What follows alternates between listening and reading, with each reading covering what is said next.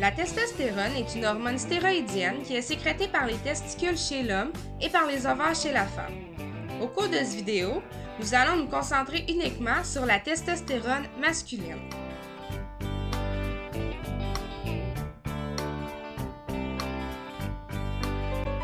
La testostérone est produite par les endocrinocytes interstitiels des testicules.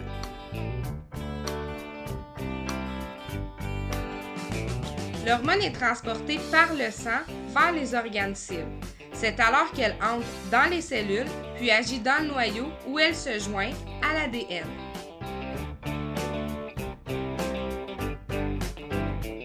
La testostérone occupe plusieurs rôles chez l'homme, principalement au moment de la puberté. Effectivement, c'est l'hormone qui est responsable du développement des caractères sexuels primaires et secondaires. Lorsqu'on parle de caractère sexuel primaire, on sous-entend tous les organes et glandes responsables de la reproduction. De leur côté, les caractères sexuels secondaires sont les traits qui distinguent l'homme de la femme. Dans ce cas-ci, nous faisons référence à l'abaissement de la voix, à la croissance des poils dans la région axillaire, pubienne, ainsi que dans la région faciale, à la croissance des muscles squelettiques, ainsi qu'à l'augmentation de la densité des os.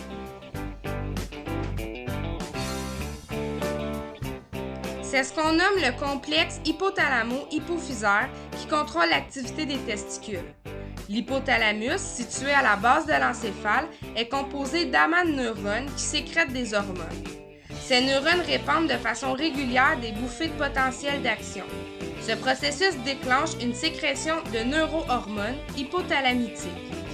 La tige hypophysaire rattache l'hypothalamus à l'hypophyse.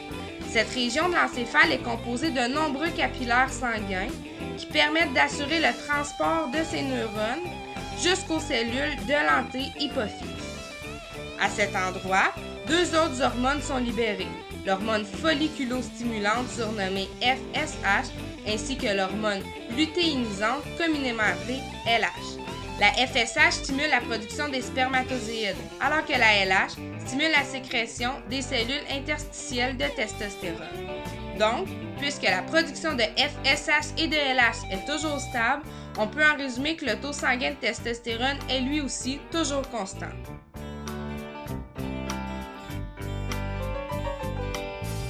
Advenant le cas où la concentration sanguine de testostérone produite par les testicules augmente trop, il y aura une pression à exercer sur l'axe hypothalamo-hypophysaire. Cette action a pour but de ralentir l'activité de l'hypothalamus. Il y aura alors une baisse de la production de testostérone.